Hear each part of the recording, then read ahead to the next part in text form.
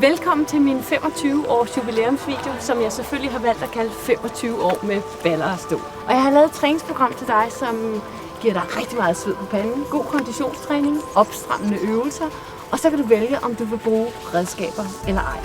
Jeg tror aldrig, at jeg glæder mig så meget til at producere en video, som jeg gør den dag i dag, og jeg har selvfølgelig valgt at producere den hernede på smukke Lanzarote, så du får både solen og varmen med hjem, når du træner. Da jeg producerede den allerførste VHS i 1991, der var mit slogan: hovedgevinsten er det øgede velvære, sidegevinsten er den flotte krop.